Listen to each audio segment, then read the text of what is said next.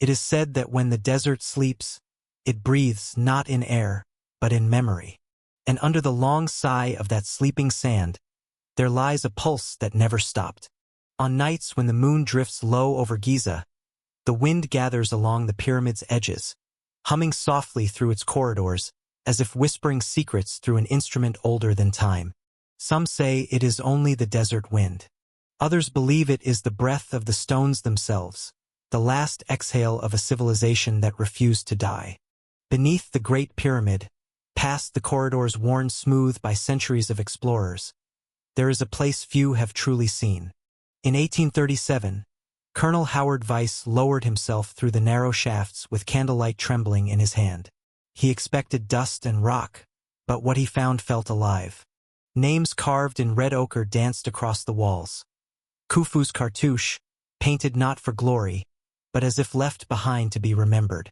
Later still, the French archaeologist Auguste Mariette would whisper of airless passages, of stones that seemed to shift beneath the weight of sound.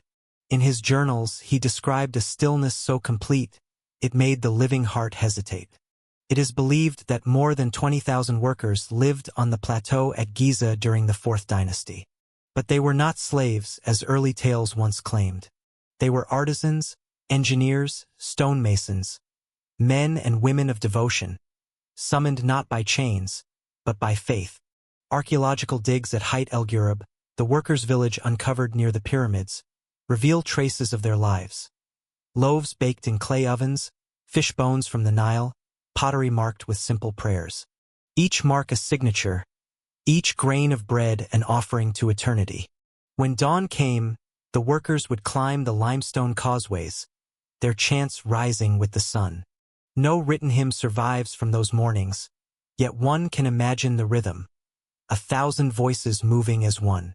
The blocks they lifted weighed as much as the statues of gods, yet they bore them with ritual calm, aligning each piece to the four winds, the four corners, the four directions of the soul. Every alignment a prayer, every measurement a vow. In the heat of midday, silence returned, the holy kind, thick and trembling. A silence with shape, like lungs holding their breath beneath the earth. Only the sound of stone meeting stone. It is said that the architects would listen for the perfect note, adjusting a block until it sang. When it did, they knew it was true. For to them, geometry was not mathematics. It was devotion. To shape stone was to echo creation itself, the moment when order rose out of chaos and form gave birth to meaning. At Saqqara, older still, the step pyramid of Djoser had begun this sacred art. Imhotep, architect, physician, and philosopher, had once built in layers stairways to heaven. But by Khufu's time, the idea had matured. No longer a staircase, but a stillness, the very embodiment of balance. The Great Pyramid was not meant to rise toward the sky, but to hold it. No one knows how many chambers sleep below the pyramid's visible body. Each block, each angle, each breath of limestone arranged to capture silence, the oldest element of the cosmos. And what of those who designed it? Their names survive only as fragments. Himinu, the vizier and royal architect of Khufu, whose statue once rested near the pyramid's base. His eyes carved with calm precision, as if still watching over his work. He was said to have command of all the king's works, all the artisans, all the secrets of alignment. His descendants would vanish into anonymity, but his silence would not. It would expand, filling the corridors, the shafts, the empty chambers with its breath. Modern scholars speak of levers, ramps, and quarries. But perhaps the greater mystery is not how they built, but why. Why would a people devote generations to the crafting of silence? Some say it was for the king's immortality.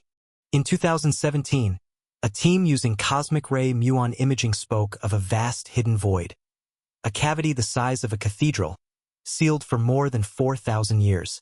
Others whisper it was for the soul of the nation, an act of collective remembrance, a declaration that even time could be shaped into stillness. In 1999, a team of archaeologists uncovered jars filled with ochre near the pyramid's base, pigments once used to mark cutting lines on the stone. But among the tools and fragments, they also found amulets, beads, and miniature figures of Bes, the god of protection.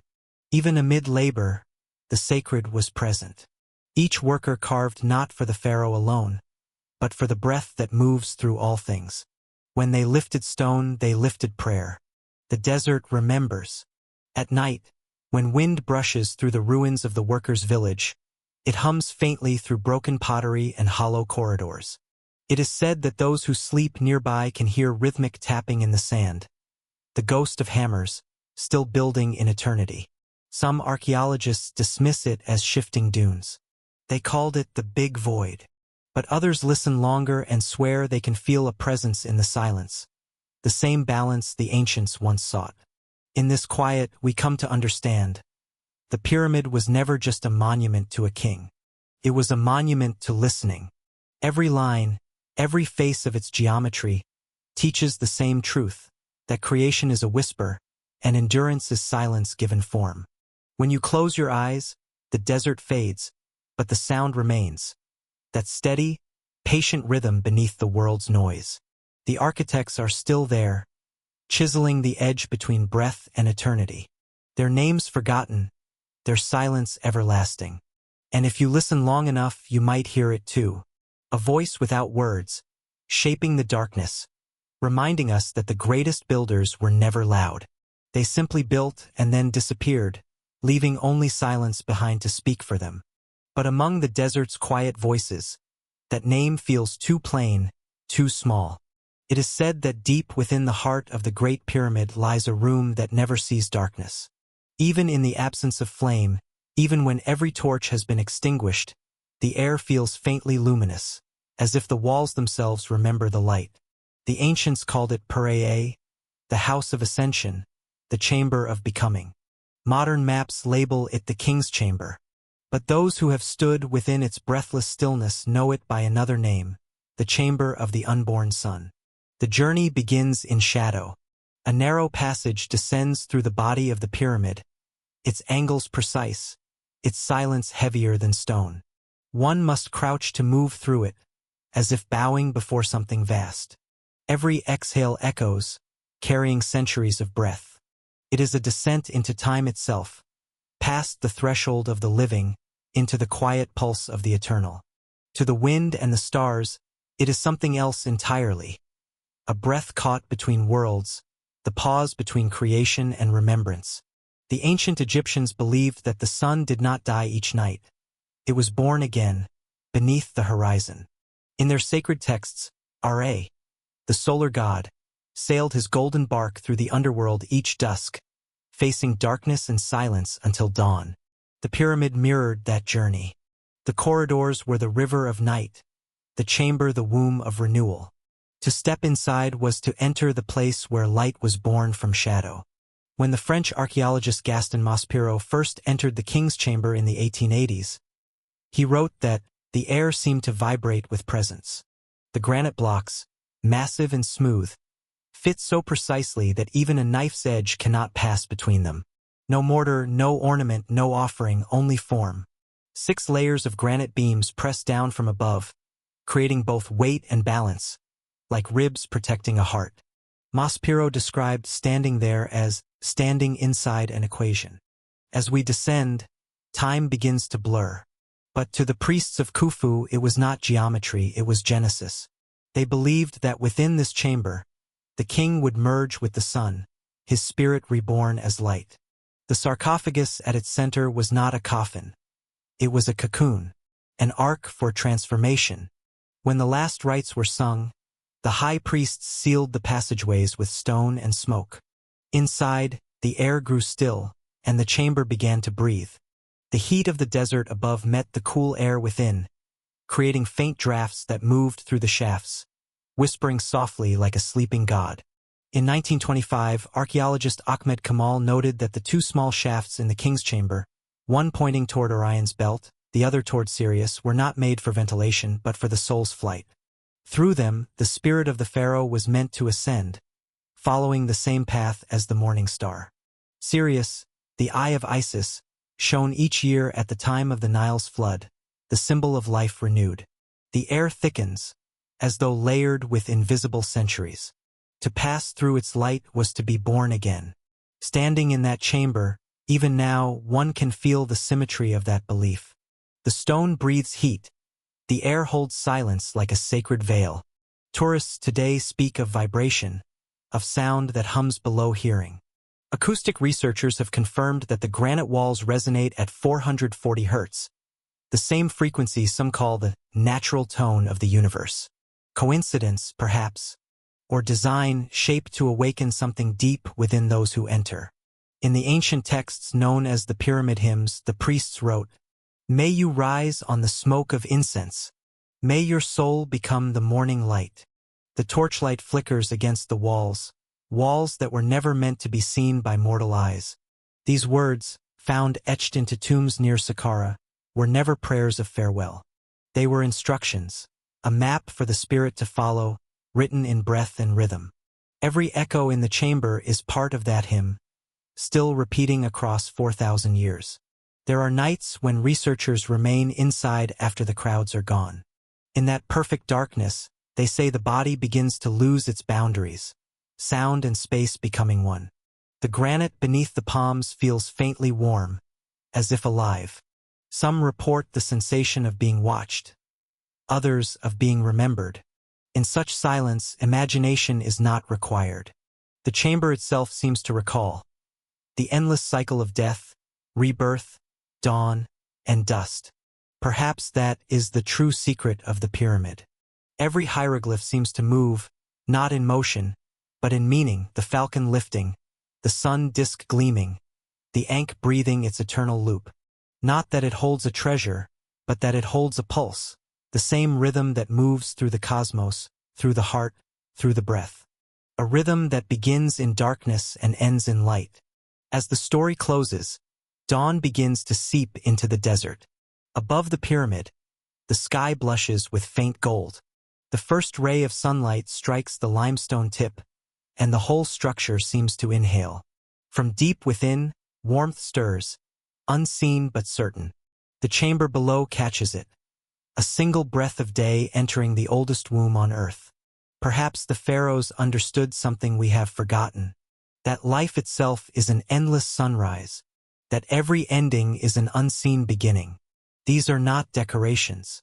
And that beneath all stone, beneath all silence, the sun is always waiting to be born again. It is said that Khufu, son of Sneferu, king of Upper and Lower Egypt, once stood alone on the plateau before dawn and watched the stars fade. He was young then, a ruler wrapped in linen and prophecy, his kingdom stretching from the delta's green to the desert's bone-white edge. The air that morning was so still it felt sacred, as if the world itself were holding its breath. And in that silence, the pharaoh made a decision that would outlive him by eternity. He would build a body for his soul.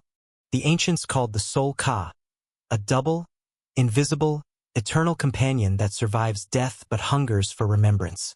To feed the Ka, one must be remembered in form, in name, in offering.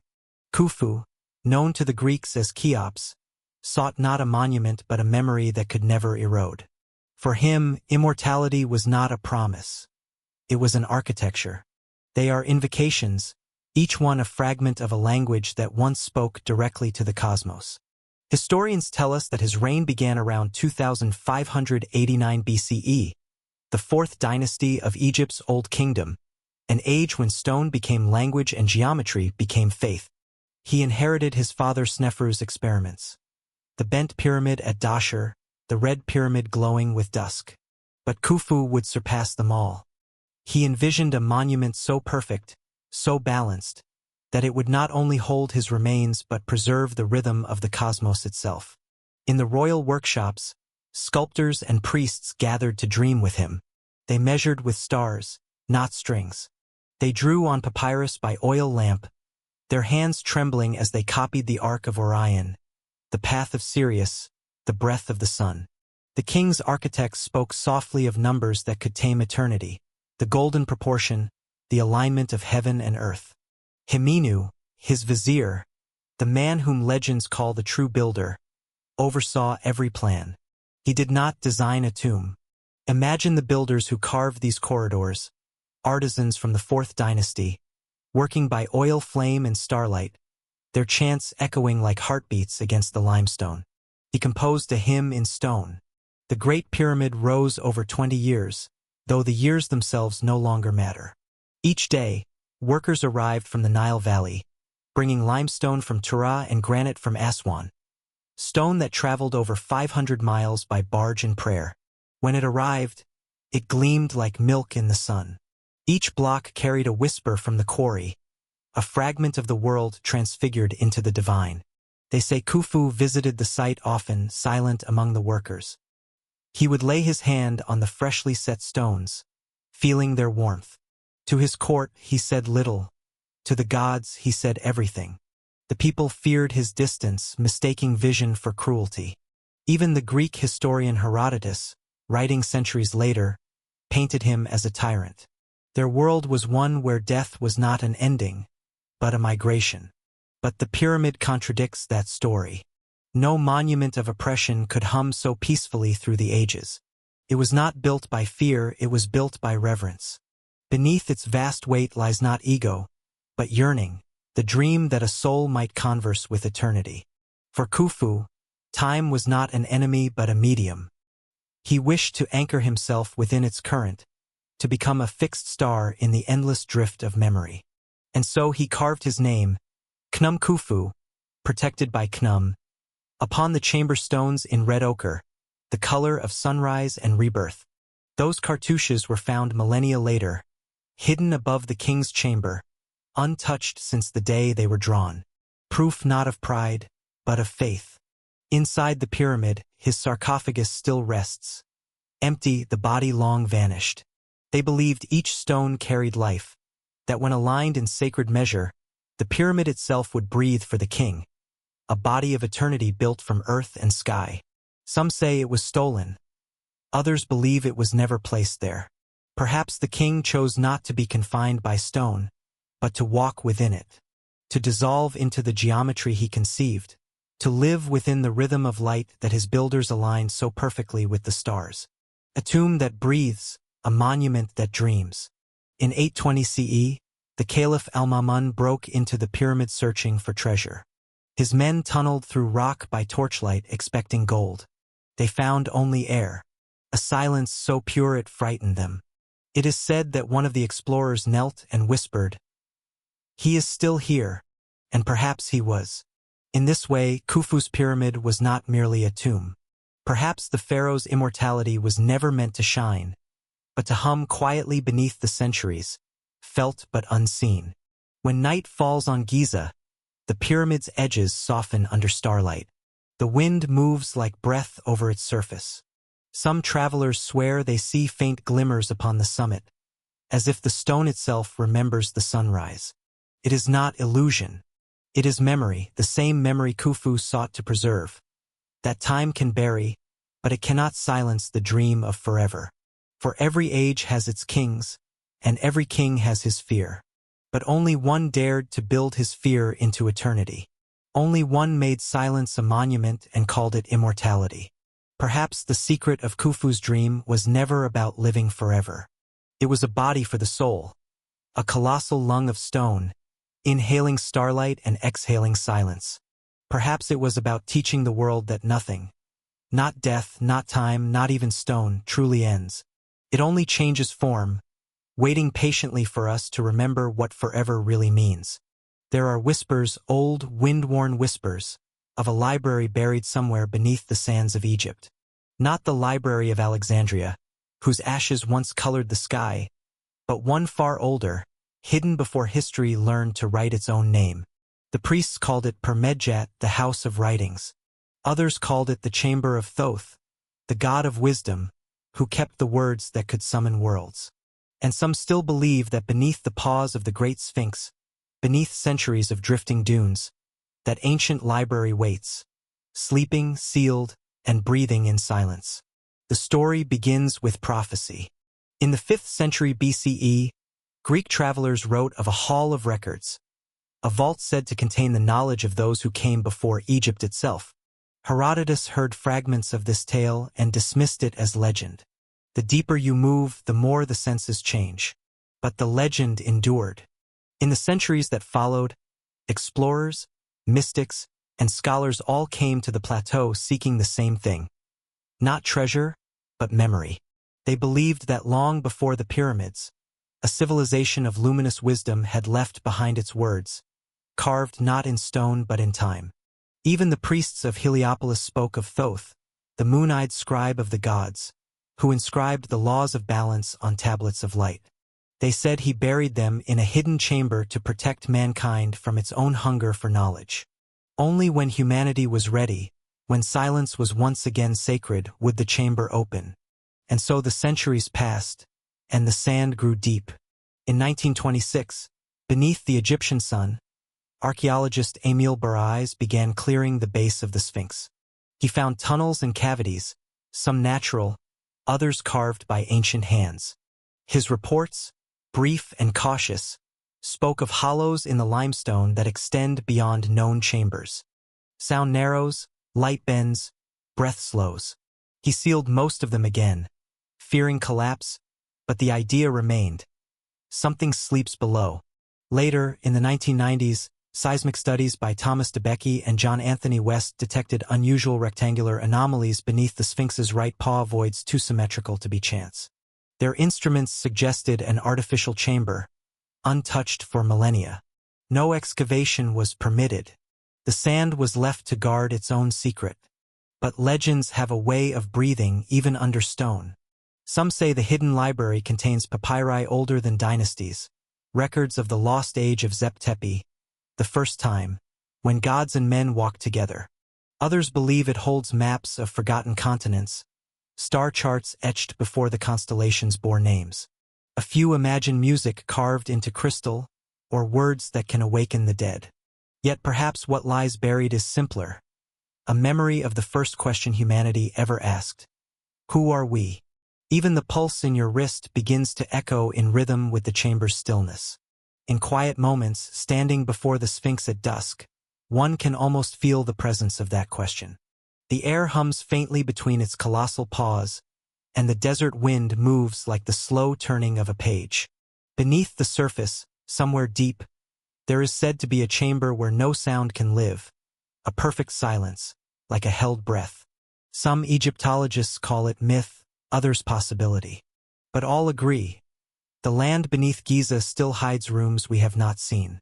There is an ancient inscription found at Saqqara that reads, "The gods built their house in the earth before the sun had risen." Perhaps the house was no temple at all, but a vault, a library meant not for worship but for waiting. A place where words could sleep until the world remembered how to listen.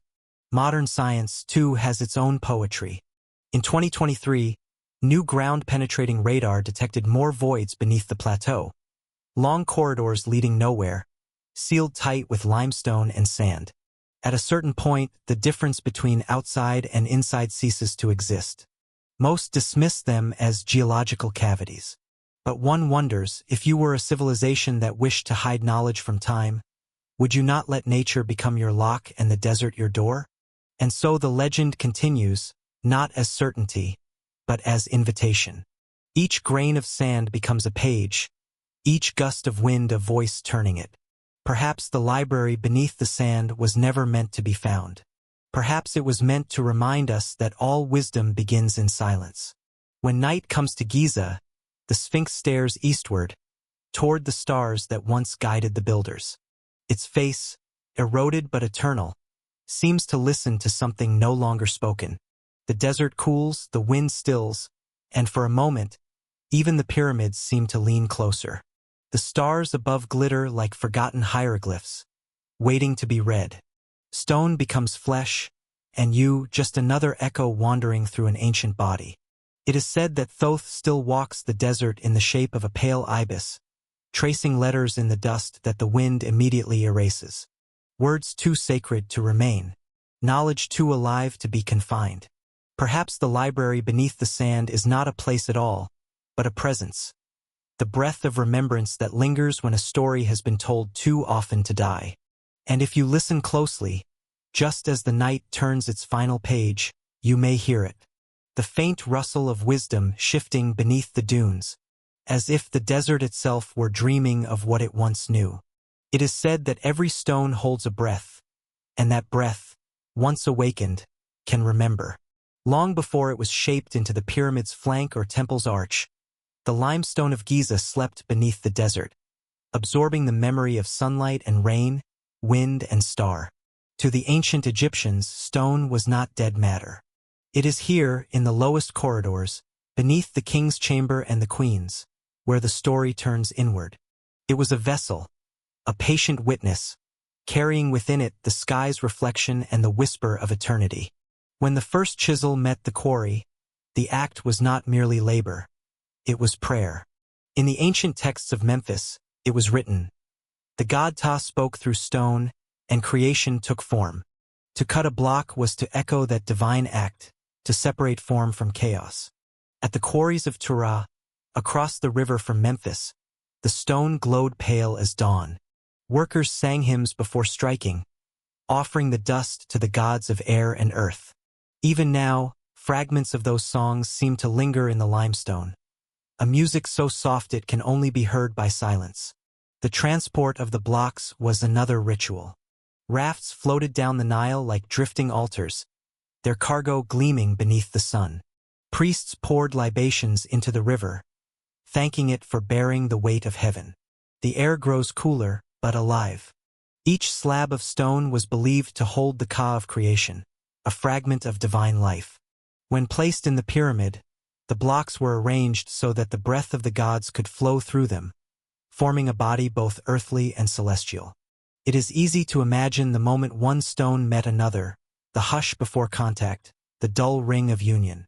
When they settled, the sound would travel through the structure like heartbeat and pulse, joining hundreds of thousands into a single resonance. That vibration was sacred. The builders called it the voice of the stone. The pyramid was tuned to it, as if designed not only to endure time, but to sing to it. In 1986, acoustic researchers from the University of Paris tested the king's chamber and discovered that its granite walls resonate at precise harmonic frequencies, low tones that vibrate through the body like breath through bone.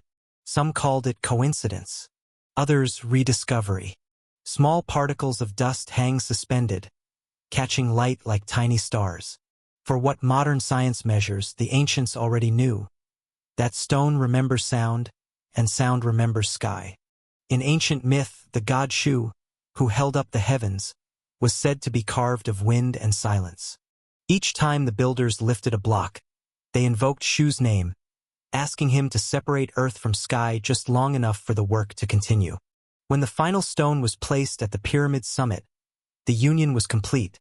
The earthly body and celestial soul joined, forever breathing as one. But stone has other kinds of memory too. It records not just the prayers of men, but the passing of time itself. The limestone of Giza still bears the imprints of marine shells, tiny spirals once alive in a sea that covered Egypt millions of years before Khufu dreamed. When the builders cut into that ancient seabed, they released fossils of forgotten oceans. The desert, it seemed, had once been water, the water once sky, and so the pyramid became the meeting place of all elements. A body born of sea, raised by air, kissed by sun, and guarded by sand. Some explorers claim they feel a vibration beneath their feet, faint, steady, like the murmur of a heart long buried. Some nights, when the moon climbs above Giza, its light touches the pyramid's surface in waves. The stone seems to breathe again, glowing faintly, as if remembering its first light. Visitors describe a sensation of warmth, even in the cool air, a pulse beneath the fingertips. It is as though the limestone still holds the heat of the quarry, the weight of 1,000 hands, the murmur of voices now vanished. Every touch wakes something ancient. At Saqqara, carved deep within the step pyramid, hieroglyphs speak of stones that speak when the sky is near. No one knows exactly what the phrase meant, but perhaps the builders understood something we have forgotten, that memory does not live only in minds, but in matter, that the stones we step upon carry the echoes of every sunrise they have ever seen. In 1977, the Egyptologist Salim Hassan wrote that the walls of Giza shine not because of their polish, but because they reflect what they have absorbed. Perhaps it is the pressure of rock, or the tremor of passing trains.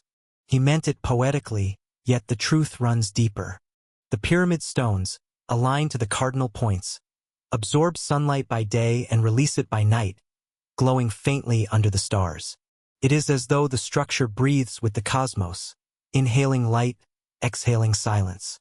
So when one stands before the Great Pyramid and feels the strange calm it imposes, that still, eternal weight pressing gently on the soul, it may not be imagination. It may be recognition. For within its millions of stones lies a memory older than timekeeping, older even than kings. The sky itself, folded into earth.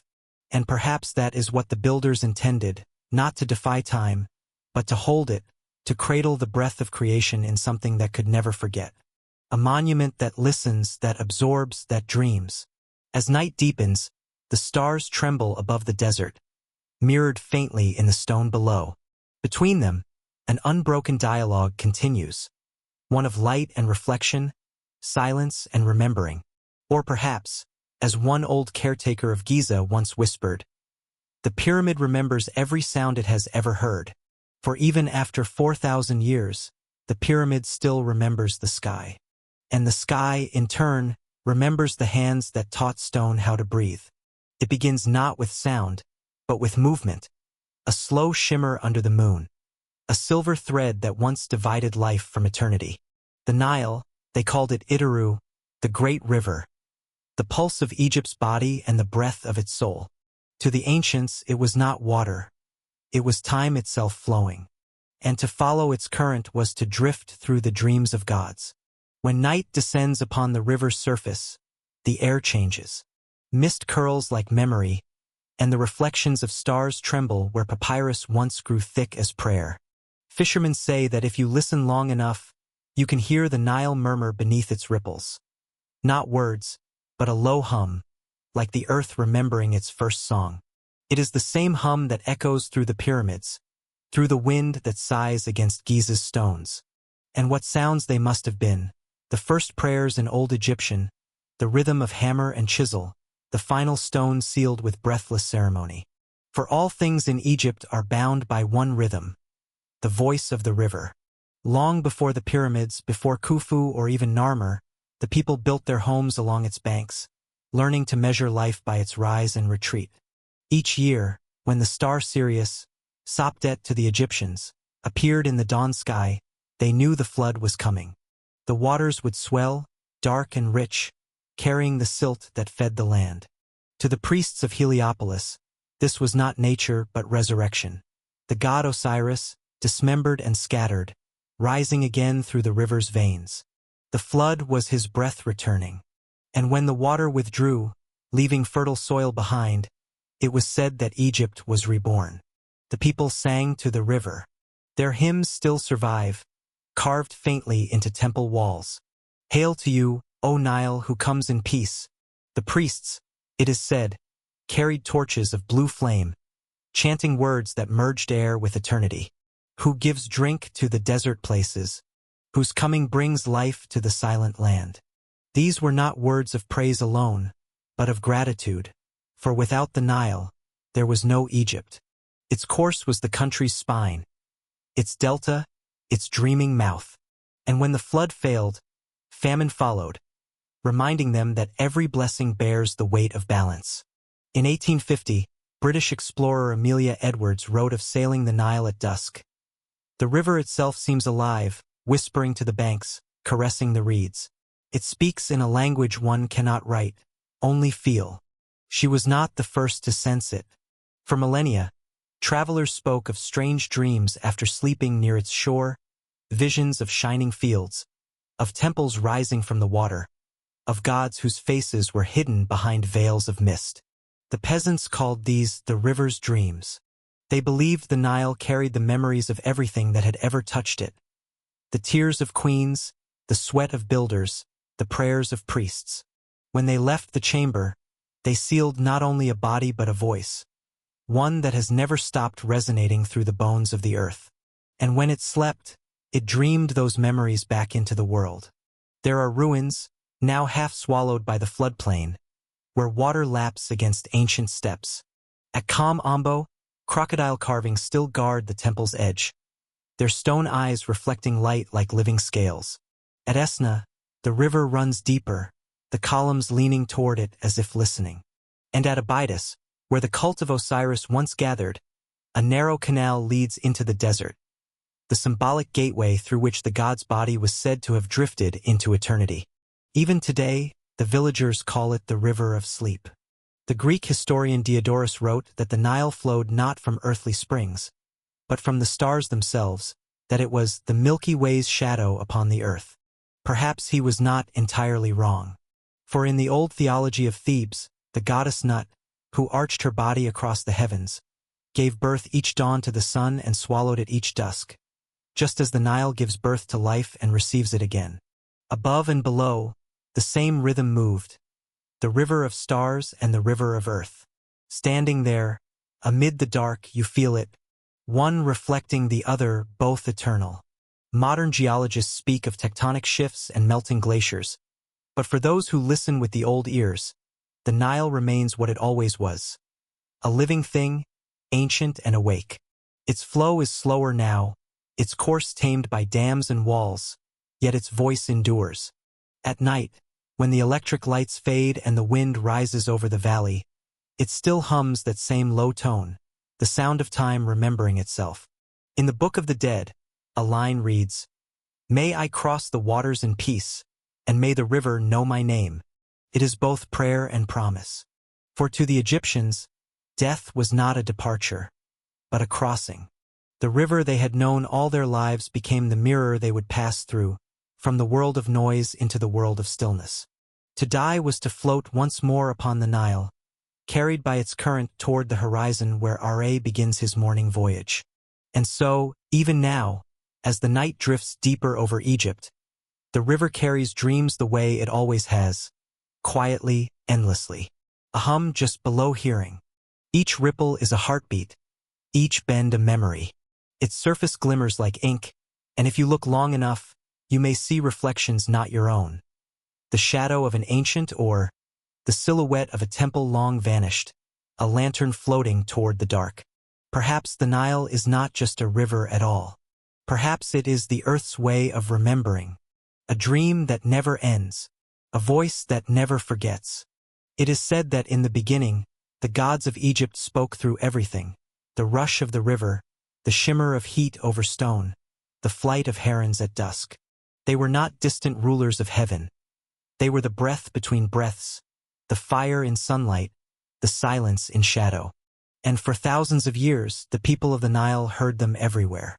But every voice, even divine ones, eventually learns to rest. A breath beneath the stone. This is the story of the gods that learned to sleep. In the golden age of temples, each city had its own heartbeat of worship. At Memphis stood Ptah, the craftsman god, shaping the world from thought. At Thebes, Ammonius, the hidden one, whose name meant the unseen wind. At Dendera, the goddess Hathor laughed the sun into being. And in Abydos, Osiris lay beneath the earth, dreaming of rebirth. Together they formed a chorus, a harmony of divinities woven into every hour, every harvest, every breath. When the priests opened the temple doors at dawn, the air was cool and perfumed with blue lotus. They sang hymns as sunlight crossed the threshold, awakening the statues that lined the halls. The gods were fed, bathed, and clothed in linen and gold. Some archaeologists dismiss it as the resonance of air within the corridors, shaped by geometry and echo. They were not symbols. They were presences. The rituals sustained them, and through them Egypt itself endured. But even in those radiant centuries, the priests knew, nothing in this world remains awake forever. In time, empires shifted like dunes. Persians came with scrolls and swords, Greeks with new gods and new stars. The Roman eagle shadowed the Nile, and the ancient hymns began to fade. Temples fell quiet, statues cracked, and incense ceased to rise. The gods who once heard their names spoken with trembling reverence found only wind. Their voices, once woven into the language of stone, began to drift into silence. It was not a death, but the heart knows better. The Egyptians did not believe in endings. When something vanished, they called it resting in the west, the place where the sun sleeps before dawn. And so the gods retreated, not in defeat, but in patience. Ammonius dissolved into air. Isis withdrew into the moonlight. Thoth closed his book of wisdom and set it gently in the dust. They became what they had always been, the quiet patterns behind existence, the stillness waiting beneath sound. In 391 CE, the great temple of Isis at Philae was closed by imperial decree. The priests performed the final rites by torchlight, their chants echoing against blackened walls. They sealed the sanctuary, not in sorrow but in faith. For they believed that someday, when the world grew silent enough to listen again, the gods would awaken. And perhaps they were right. The heart feels the rhythm long before the mind defines it. Even now, the Temple of Philae stands upon its island, half submerged in the Nile, its columns worn smooth by centuries of water and wind. When the moon rises, the lotus capitals glow silver, and the shadows between them seem to move like breath. Some nights, travelers claim they hear faint music there, a sound like distant bells. Perhaps it is the river, perhaps not. The French scholar Champollion, who first deciphered hieroglyphs in 1822, wrote after visiting Thebes, "I have the strange feeling that Egypt is not dead, only asleep." He sensed what the ancients had always known, that divinity does not vanish when forgotten. It simply changes form. The same wind that once carried the incense of Ammonius now rustles through the palms. As the flame wanes, shadows stretch across the carved ceiling. The great granite beams known as the relieving chambers, stacked like ribs above the king's chamber. The same light that glowed on Hathor's face still flickers on the desert's edge. The gods did not disappear. They became the quiet between moments. Modern travelers often speak of Egypt as haunting, though they rarely know why. It is not the ruins that haunt, it is the presence within them. A vibration that lingers in air, a rhythm felt more than heard. Perhaps the old gods still move through this land, not as beings but as memory itself. They drift in the spaces between stars, in the warmth of stone at sunset, in the hush before dawn. They are the breath of history exhaled across eternity. There is a legend told by the Nubian elders, that one night, when the desert falls completely silent, the gods will awaken, not as rulers, but as voices within the wind. They were meant to bear the pyramid's unimaginable weight, yet they seem instead to hold a deeper purpose, a balance between pressure and prayer. They will not demand temples or offerings, only listening. And those who stand still enough will hear them again, whispering the same truths they once carved into stone. That all things are one, that time is a circle, that silence is the language of creation. For now they sleep, but their dreams are long and luminous. Every sunrise is an eyelid opening. Every sunset, a breath returning to rest. And in that rhythm, the divine endures, not lost, not gone, but dreaming. Perhaps that is what the ancients meant all along when they spoke of eternity. For in those narrow gaps above, where no eye can see, air lingers. Not endless life, but endless awakening. And when you walk through Egypt's night, when the stars hum softly above the temple's broken pillars, listen. You may hear it, the faintest sigh of gods still asleep, waiting for the world to grow quiet enough to remember their names once more. There are places in Egypt where the air feels older than the sand, where silence presses against the skin as if it were a substance, not the absence of sound. At the base of the Great Pyramid, near the point where shadow meets stone, there is said to be such a place. A sealed passage known only in fragments, whispered by priests and archaeologists alike. Trapped for 4 millennia, still and perfect. They call it the Hidden Gate. No one knows if it was meant for men, gods, or something in between. It is not marked on maps. It exists in rumor, in faint architectural clues, in forgotten journal entries written by explorers who felt something near the base of the pyramid that they could not explain. A draft of cold air that came from nowhere, the low sound of stone resonating like breath. In 1837, Colonel Howard Weiss, who broke through the pyramid's upper chambers, noted an unaccountable current that moves from east to west, as if the stone itself were breathing. He dismissed it as imagination, but others did not. The Bedouins who guided him refused to camp near that side of the pyramid, claiming that at night they heard the sighs of the old ones moving beneath the sand. In more recent years, engineers mapping the structure with muon detectors found voids, narrow channels sloping into darkness, beyond the reach of cameras. Their purpose remains unknown. Ventilation shafts, some say, the last breath of the builders, preserved in stone. Others whisper they are the lungs of the earth, connecting the living world to something far below. To the ancient Egyptians, the world was not divided between life and death, but between seen and unseen. They believed that every temple, every tomb, every pyramid was a threshold, a breathing point where both realms could touch. The living built the monuments, but it was the unseen who moved through them. And so every gate was alive. In the Book of Two Ways, a funerary map found on a coffin from the Middle Kingdom, there are drawings of paths through the underworld. One path is bright, the other shadowed. Both lead to the same destination, the dawn. Perhaps the pyramid's hidden gate was such a path, a symbolic corridor that allowed the soul to travel through shadow to reach the light. To open it required no tool, only understanding. When you emerge once more into the desert night, the wind greets you differently. For as the priests once said, "He who knows the name of silence may walk through stone." Some modern mystics believe that the Great Pyramid was built not only to house a king but to breathe, that its shafts, chambers, and perfect angles create a kind of living geometry, an immense instrument of resonance. If one stands within it and hums a single note, the sound multiplies, folds upon itself, and returns like 1,000 echoes. It is said that those who hum the correct tone can feel the vibration pass through their bones, a sound not heard but remembered. An ancient key, perhaps, to an ancient door. In 1924, a worker repairing stones near the pyramid's base uncovered a small limestone slab engraved with a single hieroglyph, the feather of Ma'at, symbol of balance. Beneath it was a narrow cavity leading only a few feet before sealing itself again in rock. The man reported that the air inside was cold and sweet, like the first breath before dawn. He covered it again, muttering a prayer. No one has opened it since. Feels older now, deliberate, knowing.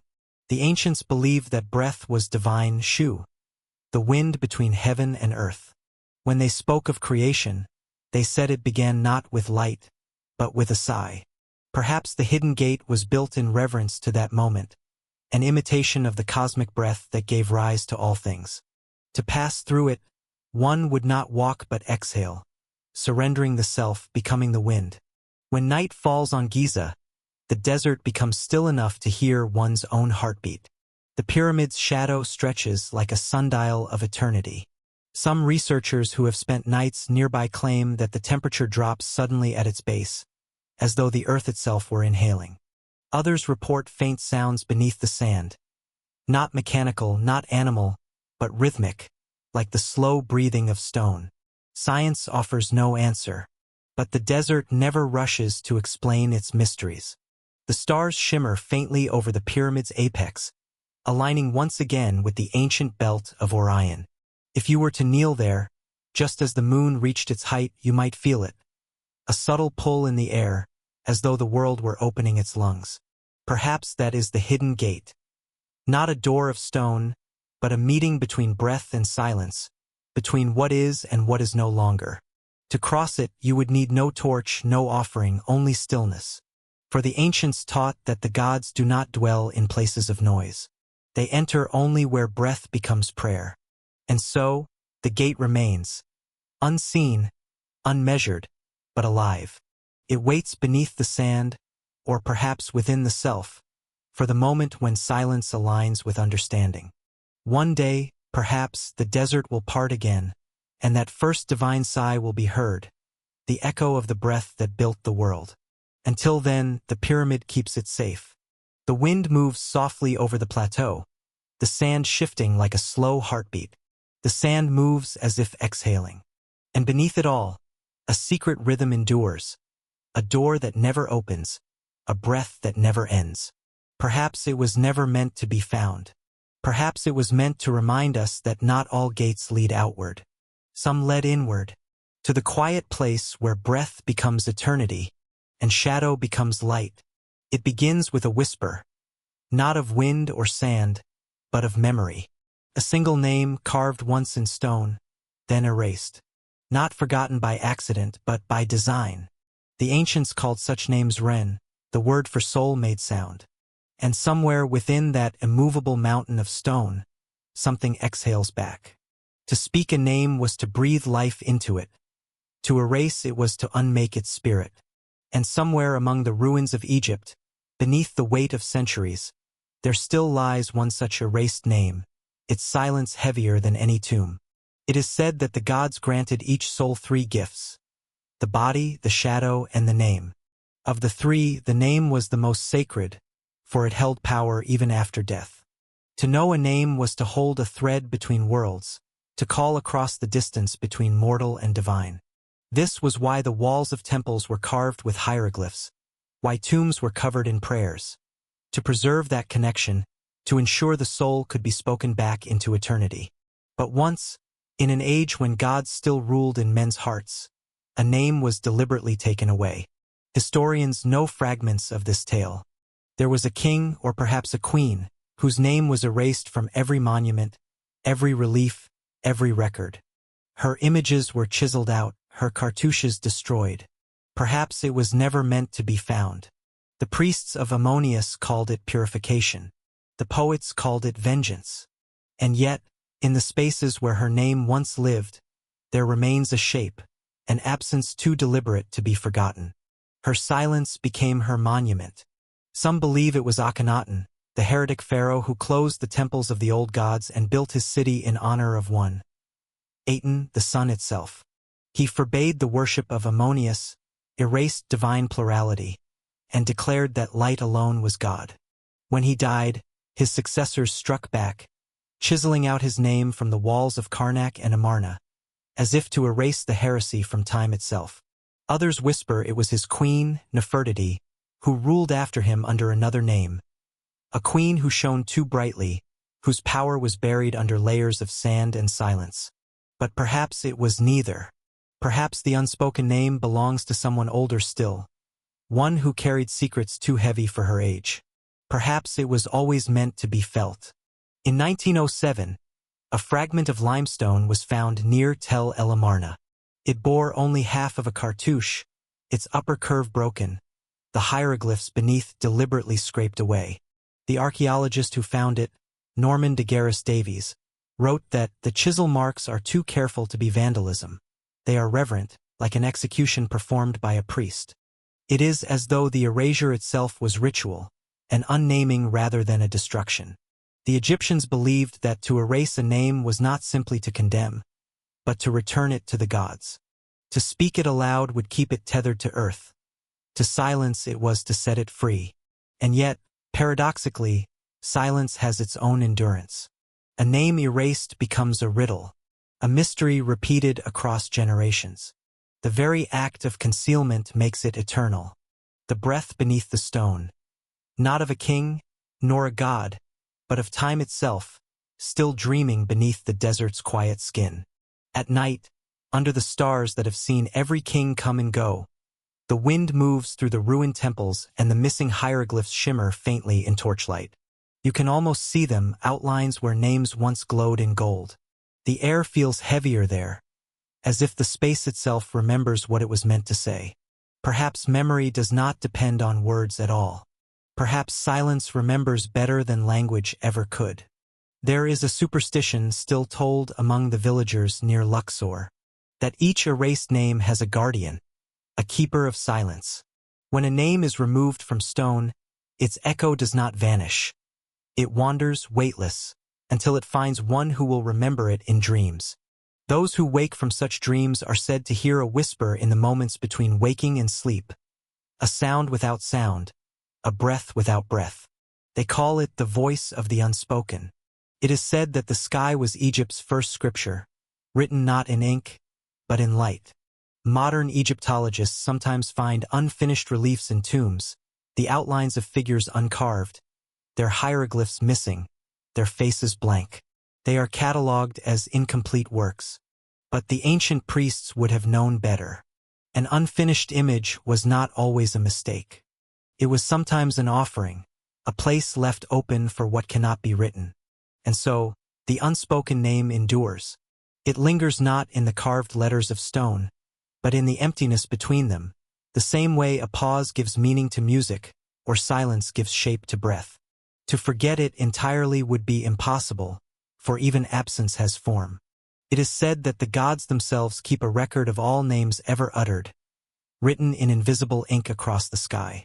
Every night, as the stars drift, they trace the contours of those lost syllables, keeping them alive in the rhythm of light. Before temples rose from sand, before the first cartouche bore a king's name, the heavens were already carved with stories. The priests of Heliopolis, guardians of dawn, read those stars as others read words. To them, the night was not darkness but instruction. Perhaps one of them belongs to her, the queen, the heretic, the nameless dreamer whose voice became the desert wind. Perhaps she walks still between the ruins, unseen but not gone, listening to the scholars who speak of her without knowing her name. Or perhaps the keeper of her silence stands behind every soul who has ever wondered at Egypt's mysteries, reminding us that what cannot be spoken is never truly lost. When dawn comes, the desert turns gold again. The wind quiets, the shadows shrink back into the stones. And yet the air feels charged, as if the erased syllables are still there, shimmering just beyond hearing. The name remains unspoken, but it breathes. For silence, too, has a voice, and somewhere in that endless dome of blue-black fire, they saw a pattern, a cosmic reflection of the earth below. And the gods, it seems, have not forgotten how to listen. There comes a night, once in 1,000 years, when the desert holds its breath. The wind ceases. The stars burn steady, as if the heavens themselves have paused to listen. It is then, they say, that the Great Pyramid dreams. And when it does, all of Egypt seems to turn its face toward it. The camels stilled in their tether, the sands unmoving, the air thick with memory. For even stone, when it has watched the centuries pass, must one day close its eyes. Inside, the darkness is perfect. No light, no motion, only the slow expansion and contraction of silence. The walls that once echoed with the steps of priests now hum with a tone too low to hear, a resonance felt rather than perceived. When one stands at Giza beneath a moon that feels close enough to touch, the desert itself begins to shimmer. The three great pyramids form a diagonal that mirrors Orion's belt, each one tilted slightly to follow a celestial design. Archaeologists call it alignment. The ancients called it balance, the joining of sky and sand, spirit and body, eternity and breath. Some call it vibration. The Bedouins call it heartbeat. It is said that on this night, the pyramid remembers everything. The songs of its builders, the breath of the pharaoh who dreamt of forever, the 1,000 suns that rose and set upon its flanks. It dreams not as we do, but as a mountain does through time itself. In its dream, the desert is young again. The Nile glitters like molten gold under the moon. The air is full of chanting, thousands of voices lifting as one, the rhythm of hammers and heartbeats merging. Torches move like fireflies through the night, their glow reflected in the eyes of the workers. The pyramid rises once more, not from sand, but from devotion. Each stone is laid with a prayer, each block aligned to a star that still burns somewhere in the dark above. Khufu stands at the base, his face half in shadow, half in dawn. It was no coincidence. Nothing in Egypt ever was. He does not speak.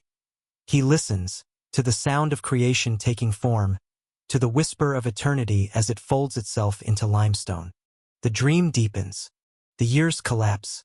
The river swells and withdraws 1,000 times. The desert shifts, temples rise and fall, gods awaken and sleep. The Sphinx opens its eyes for a moment, a gaze as vast as time, then closes them again. And through it all, the pyramid stands, unmoving, unbroken, watching the procession of existence pass like waves across an endless sea. Somewhere within its chambers, light begins to move. A shaft of silver cuts through the darkness, faint at first, then stronger. A line of moonlight entering through a forgotten crack. It touches the sarcophagus, illuminating the dust in a slow, swirling dance. The priests believed that every life echoed a constellation, that the soul's path was a thread woven through stars. Their maps were drawn not on papyrus but upon memory. The stars themselves were the coordinates of destiny. At night, they climbed the steps of their temples with bowls of oil flame, tracing the movement of Sirius across the horizon, marking the time when the Nile would awaken. The air feels alive, like lungs remembering to breathe. If one were there to see it, one might swear that the stone itself glows, that it exhales a sigh as old as creation. But no one is there. The pyramid dreams alone. Archaeologists have spoken of air currents and temperature changes, of geometry shaping the flow of sound. But science, even in its precision, cannot measure reverence. There is something in this stillness that does not belong to equations. A sacred geometry of memory, built not of angles, but of devotion. The ancients knew this. They believed that the pyramid was not merely a tomb, but a living being, a vessel for the earth's breath, a mirror of the cosmos. That single star, the dog star, the eye of Isis, would announce the flood, the return of life to the desert. When it slept, the sky leaned closer. When it dreamed, the world listened. And what does the pyramid dream of now? Perhaps it dreams of the gods that once walked beside the Nile, of the smell of incense rising from temple altars, of the laughter of children running between columns long since crumbled. Perhaps it dreams of its builders, their sweat, their songs, their hope that this monument would last beyond all decay. Or perhaps it dreams of us, small, curious, staring up at it from the edge of time, trying to read its silence. Maybe it wonders what became of the reverence it once inspired. Maybe it grieves, gently, for how we have forgotten to listen to stone. The dream lingers until dawn. As the first light crawls over the horizon, the pyramid seems to wake, its shadow stretching across the desert floor like a slow-moving tide. In the ruins of Dendera and Abydos, fragments of star ceilings still cling to stone. Painted in lapis blue and crushed malachite, they show constellations we know, and some we do not. The Greeks would later rename them, but long before Orion was Orion, he was Sa, the shining soul of Osiris, lord of the underworld, master of renewal. And when the priests mapped his stars, they were not charting astronomy. They were charting resurrection. The wind stirs again, brushing against its flanks, whispering through its cracks and crevices. The resonance fades. The silence breaks. The world exhales. In that moment, the dream is gone, or perhaps only transferred. The pyramid stands once more in the full light of morning, its face burnished gold, its peak catching the first fire of the sun. The tourists will come. The cameras will click. The scholars will debate. But the pyramid will say nothing.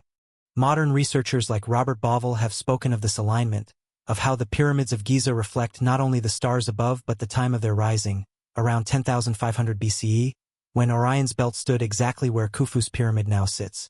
It has said everything already. It has spoken in stillness, sung in shadow, and dreamed in time. For in Egypt even stone remembers. And what it remembers becomes eternal. The pyramid dreams so that we might awaken. To silence, to wonder, to the soft, invisible breath that moves through all things. And when night falls again, and the stars return to their ancient watch, the desert will grow still once more, and beneath that infinite hush, the pyramid will close its eyes again. It is a poetic symmetry, one that whispers of a civilization reaching backward, remembering something the rest of the world forgot. And dream. And now the desert sleeps. The stars gather again over the silent plateau, each one a candle in an unseen temple. The air is still, and in that stillness, every story we have followed returns to where it began, to the breath beneath the stone. For Egypt was never just a land of kings and tombs. It was a soul dreaming itself into eternity. Every block, every hieroglyph, every whisper of sand carries that same promise. that nothing sacred ever truly fades. If you listen closely, you can still hear it. The heartbeat beneath the limestone, the sigh of wind along the Sphinx's worn face, the echo of a river that once sang its way through fields of gold. You can hear the architects of silence still at work, carving prayers into the air. For in their myth, Osiris was slain, scattered, and reassembled, just as the stars themselves rise, vanish, and return, and the sun returning to its chamber to be born again. All of it lives in the same breath, a slow inhalation of time, a long exhalation of memory. We have walked through chambers of light and darkness, stood with kings who dreamed of forever, and watched the gods fold themselves into shadow. We have wandered through buried libraries and starlit maps, followed the Nile as it whispered its eternal song. And through it all, one rhythm has remained, the quiet assurance that creation itself is not a moment, but a motion, an endless rising and falling of silence. Imagine it. An ancient architect standing in the half-light before dawn, his hand raised to the heavens, his mind filled with geometry and prayer. Around him, the workers wait in silence. Some say the pyramids were built as tombs. Others say they were built as machines of rebirth. But perhaps they were built for something simpler, to remind us what it means to listen. For silence, in Egypt, is not emptiness. It is presence. It is the pause between one age and the next, the space where the divine chooses to breathe. When the last torch fades and the tourists leave, when even the guides fall silent and the night returns to its full depth, the pyramid stands alone again, vast, awake, and weightless beneath the stars. No longer a monument, but a heart. He lifts a bronze tool, polished to mirror the stars, and marks the earth with a single line. That line will become a passage, the passage a chamber, the chamber a throne of eternity. Its chambers pulse with the heat of ancient prayer. Its stones hum with the sound of unseen wings. If you close your eyes, you can feel it, a vibration deep in the chest, like a voice older than thought itself. The ancients believed that to speak a name was to give it life, but that to keep a name in silence was to give it eternity. Perhaps that is what Egypt has been doing all this time, teaching us how to hold reverence without sound, how to remember without words, how to see without light. When he lowers his arm, a whisper passes among the men. Not applause, but reverence. For what they have begun is not construction. It is translation. The sky is being rewritten in stone. For what is a pyramid, if not the earth's dream of touching heaven? What is a river, if not time flowing toward remembrance? And what is a name, if not the soul's reflection in air? The gods sleep now, but not forever. They rest in the rhythm of our listening. Each time we speak of them softly, carefully, each time we breathe their myths into the quiet again, they stir, and the old light moves once more beneath the sand. So let the desert remain. Even now, scholars find traces of this devotion hidden in plain sight, shafts within the Great Pyramid that point precisely toward the stars of Orion and Sirius, channels of light meant to guide the soul upward. Let it guard its secrets beneath the veil of night. For some knowledge is not meant to be uncovered, only felt. Some doors are not meant to open, only to remind us that they exist. The pyramid will keep dreaming, the river will keep whispering, and the stones will keep remembering the sky. And one day, perhaps not soon, perhaps not for another 1,000 years, when the world grows still enough to listen again, the breath beneath the stone will rise, the silence will speak. It is as if the pyramid were a compass for the afterlife, a bridge between two maps, one of sand, one of flame. And the sleeping gods will awaken, not in thunder, but in the small, eternal sound of wind passing over sand. Until then, the night holds them, and we who have listened hold the night. So breathe softly. The story is still unfolding. The dream is not over. It only waits, just beneath the stone. In 1899, an expedition led by Flinders Petrie discovered remnants of small stone markers buried near Giza, fragments of what may have been surveying tools. Yet even Petrie, known for his precision and skepticism, wrote in his notes that the orientation of the pyramid is so exact that it betrays a knowledge of heaven we can scarcely comprehend. And perhaps that is the quiet truth, that these people, standing on the edge of an unending desert, had already mastered the art of stillness. They did not conquer the stars. They listened to them. Each block of limestone laid was placed to echo the slow turning of the cosmos. Each temple doorway faced a horizon not chosen by chance, but by rhythm, the rhythm of a sky breathing in silence. Sometimes, at night, the wind carries strange sounds across Giza, low hums that seem to rise from the stones themselves. Scientists call it vibration. The Bedouins call it the stars speaking back. Either way, something in those harmonies feels older than explanation. They remind us that long before telescopes and theories, humans understood that to look upward was to look inward. As the chapter closes, the sands grow cold and the stars blur like fading ink. The pyramids rest beneath Orion's belt, eternal students of the sky. Somewhere above them, Sa still walks across the heavens, searching for his lost light. And below, the great pyramid hums in quiet answer. A map carved not to lead the living, but to remind the sleeping of the path home. Perhaps the stars were never there to be measured. Perhaps they were always there to be remembered. For in every grain of sand, there is a spark of the night sky, a small, silent truth that even stone can dream of stars. It begins with the sound of nothing, the purest note of the desert. A sound so vast it becomes a kind of presence. When the wind falls still and the torches fade, there is only this, the hush between heartbeat and eternity. And somewhere inside that quiet you can almost hear them, the builders of the impossible, the ones whose names were erased by the very monument they raised. History remembers their kings, Khufu, Khafre, Menkaure, but not the hands that lifted heaven one stone at a time. Their faces are gone, their voices dust. And yet, in a way that words could never endure, they remain. Every gesture of their labor sealed into the body of the Great Pyramid itself. They are the architects of silence, and this chapter is their breath.